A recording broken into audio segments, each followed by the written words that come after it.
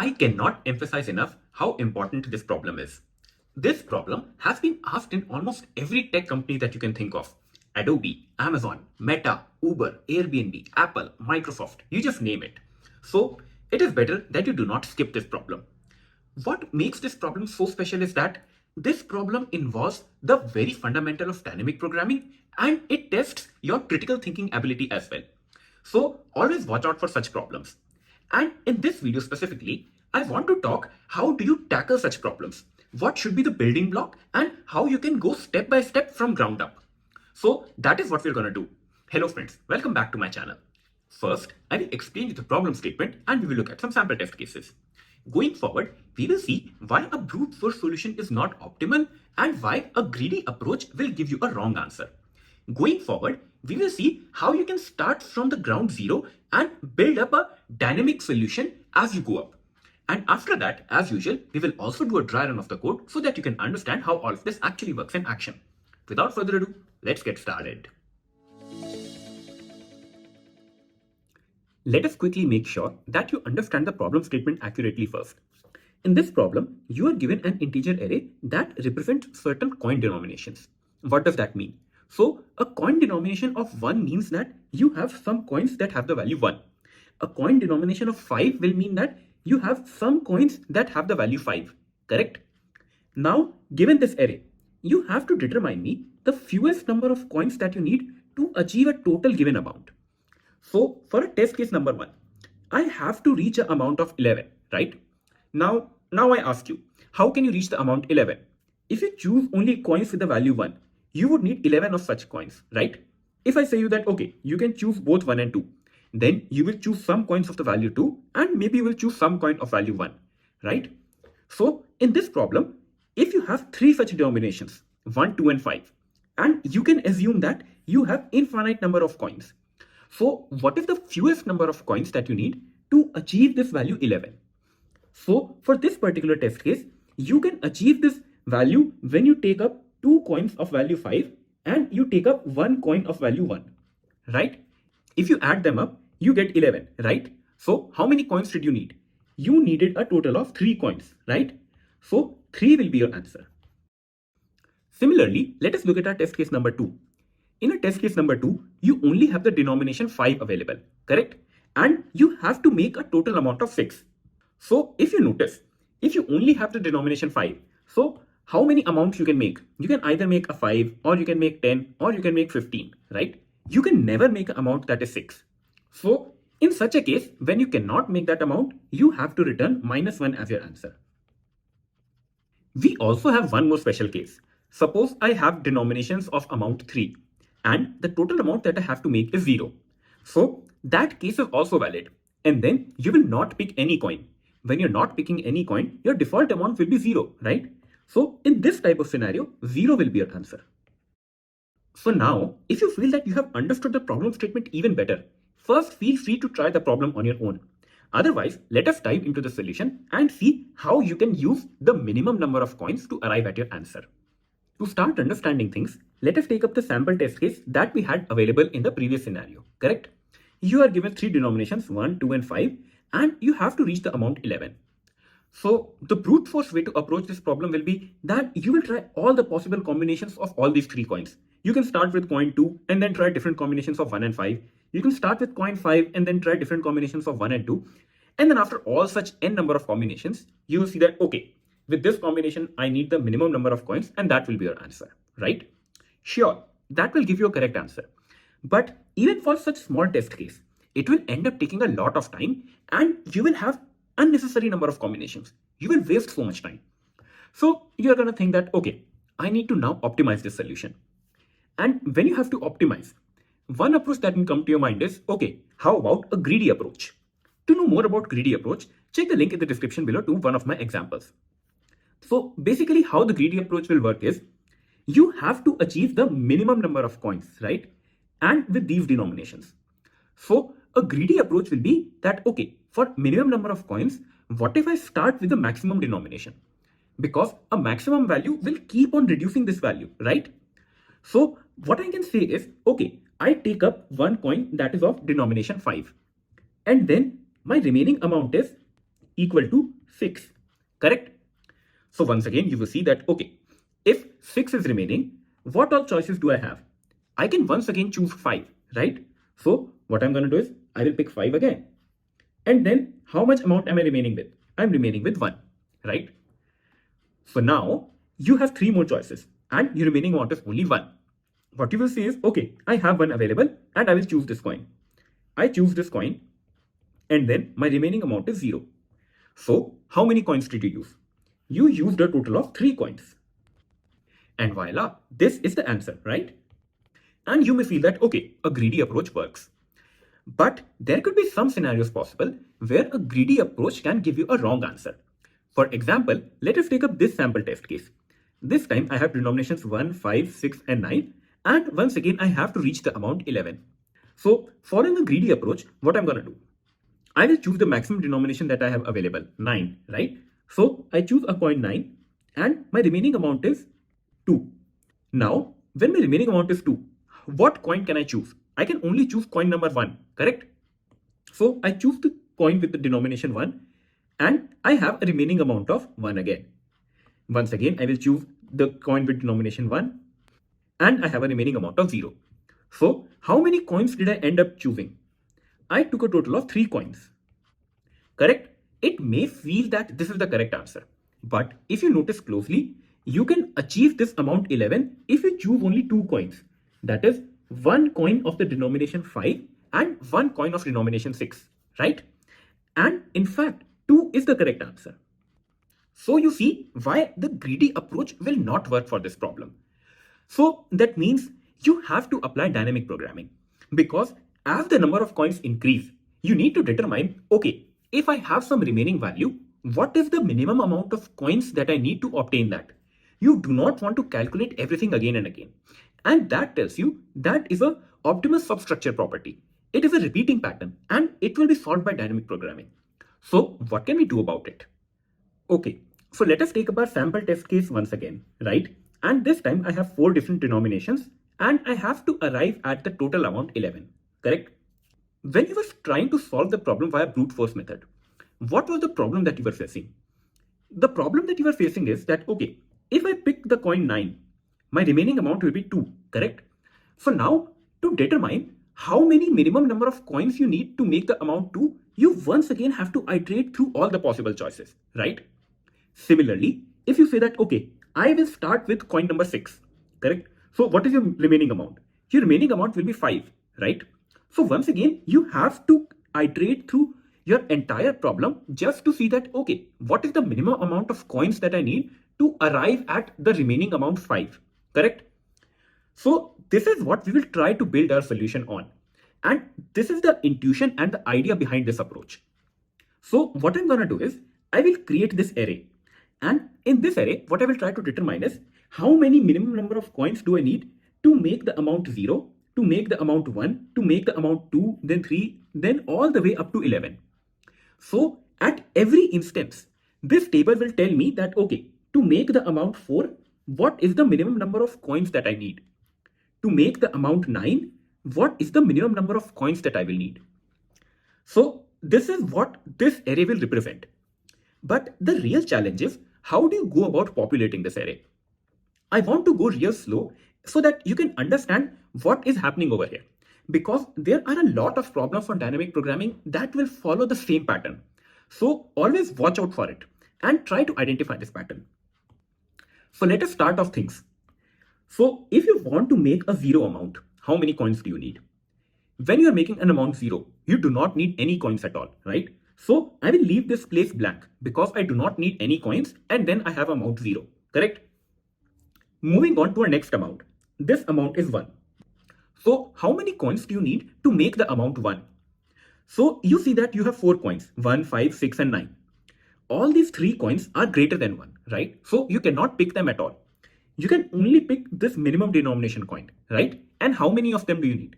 You only need 1 coin, correct? So this table is telling me that to make the amount 1, I only need 1 coin, right? Now move on to your next amount. What is the amount that you have to make? You have to make the amount 2, correct? And what coins you can choose? You cannot start with 9. you cannot start with 6, you cannot start with 5 because all of them are greater than 2, right? You can once again only start with coin 1, right? So what I do is I start with my coin 1, correct? So when I start with coin 1, what is the remaining amount left? I still have to make 1, right? And now this is where this table comes in handy. How many coins did you need when you had to make the amount 1? You only needed one more coin, right? So we are gonna use this value over here. So how many coins did you use? One coin that you took and this one more coin from this table to make the amount 1. So that means that you will need a total of 2 coins to make the amount 2, right? Just wait for a little while and follow along. Things will become more and more clear in a while. Now, what is the next amount that you want to make? You want to try and make the amount 3, correct? Once again, 9, 6 and 5 are greater than 3, so you cannot even pick those coins. Once again, what happens is you have to make the amount 3 and the coin choice will be just 1, right? Because you can start with the first coin. What is the remaining amount that you have to make? That will be 3 minus 1 and that is 2, correct? This is where once again your table comes in handy. Check how many coins you need when you have to make the amount 2. You needed a total of 2 coins, correct? So how many total coins will you need?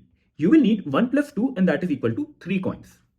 If you start looking at it, this is making sense, right? To make an amount 1, you needed just 1 coin. To make an amount 2, you needed a minimum of 2 coins. To make an amount 3, you needed a minimum of 3 coins, right? Let us keep doing it and you will realize how beautiful this solution is. Now move on to the next amount and that is 4. You have to make a total amount of 4. Once again, what coin can you choose? You cannot choose any of these 3 coins because they are greater than 4. You are once again left with just 1, right? So I take up this 1 coin. And what is the remaining amount that you have to make? I still have to make a remaining amount of 3. And how many coins do I need to make this remaining amount? That is a total of 3 coins, right? So I will add this 3 over here and that gives me 4. So to make an amount of 4, I need a total of 4 coins. If you have understood so far, trust me, half of the problem is already done. Now, what is the next amount that you have to make? You have to make an amount of 5, right? So this is where things will be very, very interesting and watch closely. You have to make an amount of 5. And what coins can you choose? You cannot choose 9, you cannot choose 6, correct? But this time you have 2 coins to choose from. You can either choose coin 5 or you can choose coin 1, correct? So what will happen is, my coin choice will now be divided into 2 cases. One when I'm choosing coin 1 and one when I'm choosing coin 5, right? And now check what is the remaining amount in both of these cases. When I pick coin 1, the remaining amount will be 5 minus 1 and that is 4, right? To make this 4 remainder, how many more coins will I need? I will need 4 more coins, right? So 1 plus 4 and that will be 5. So if my coin choice is 1, then I will need 5 minimum coins, right? But there is one more scenario. What if we chose 5 as the first coin? Then what is the remaining amount? Your remaining amount is 0, correct? That means you only chose 1 coin if you had to make a total of 5. To fill this value now, you need to pick a minimum of both of these values. The minimum value is 1, right? Because you have to choose the fewest number of coins possible. So that means to make the amount 5, I only need 1 coin, right? Now let us keep moving along. And this time we'll try to make the amount 6. To make the amount 6, you will see that I have 3 coin choices this time. I can start with any of them. So I have a coin choice of 1, I have a coin choice of 5, and I have a coin choice of 6. Correct? And what is the remainder amount? Remainder amount is 5 in this case, remainder amount is 1 in this case, and remainder amount is 0 when you have to make a total amount of 6. Correct? And how do you make these remainders? To make a remaining amount of 5, you will need 1 coin. So I'm going to add 1 over here. To make a remainder amount of 1, once again you will need 1 more coin. So I will add 1. And to make a remainder amount of 0, you will need 0 more coins. So in this case, you will only need 1 coin in total, right? So out of all of these 3 values, what is the minimum number of coins that you need? That will be 1 again, correct? So once again, try to visualize this array. If you wanted a total amount of 6, how many minimum number of coins that you need? You only need 1 coin. That will be of denomination 6. If you wanted to make a total amount of 4, how many coins will you need? You will need at least 4 coins. Similarly for 5, you will need just 1 coin and that is the denomination of 5. I will just keep moving along and do this example for value 7 onwards. This time I have to make the value 7, right? And I have 3 choices available, 1, 5 and 6. I still cannot pick up 9 because it is greater than 7. So I have 3 choices. And in all these choices, what is the remaining amount? 7 minus 1, that is 6. 7 minus 5 will be 2. And 7 minus 6 will be 1. To make these remaining amounts, how many more coins do I need? For 6, I will just need 1 more coin. For 2, I will need 2 more coins. For 1, I will need just 1 more coin.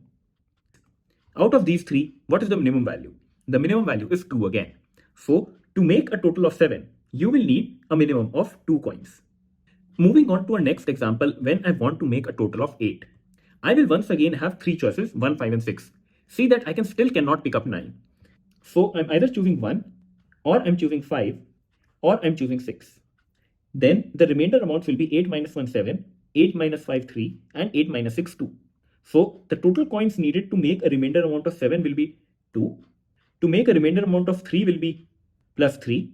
And to make a remainder amount of 2 will be plus 2. Out of all of these, what is the minimum value? That is 3. So to make a total amount of 8, I will need 3 coins.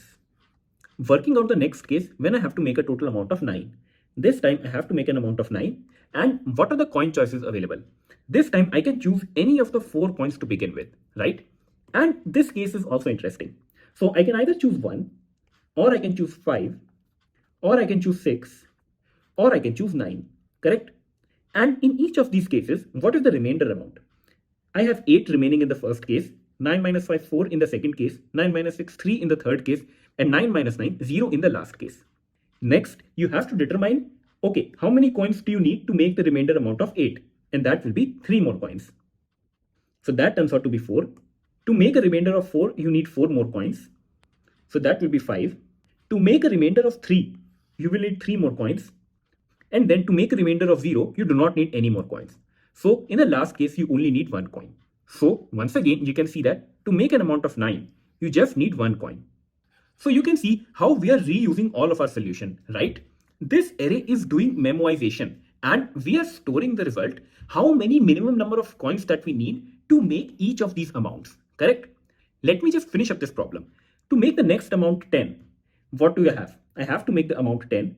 And once again, I can choose either of these coins to start with. For a remainder of 9, how many coins more do you need? You need 1 more coin. So that will be a total of 2 coins. For a remainder of 5, you just need 1 more coin. So that will be once again 2. For a remainder of 4, you need 4 more coins. So that will be 5. For a remainder of 1, you need just 1 more coin. So that will be 1. And that gives you 2 again. Out of all of these 4 values, the minimum is 2. So that means I need a minimum of 2 coins to make the amount 10. So you see how we stored all of our results? And ultimately, let us try to see how many minimum number of coins do you need to arrive at the amount 11. And you can choose any of the 4 coins to begin with. And what is the remainder amount? To make this remainder amount of 10, you need a total of 2 more coins. To make a total of 6, you need just 1 more coin. To make a remainder of 5, you need just 1 more coin. And to make a total of 2, you need 2 more coins. Out of all of these 4 values, 2 is the minimum. So to make the amount 11, you will need a total of 2 coins.